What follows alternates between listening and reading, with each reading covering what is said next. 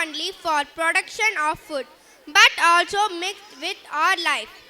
We have songs for every stage of agriculture. Oilatam is a dance to pay worship to God for helping our farmer in every stage of agriculture. Do you remember this?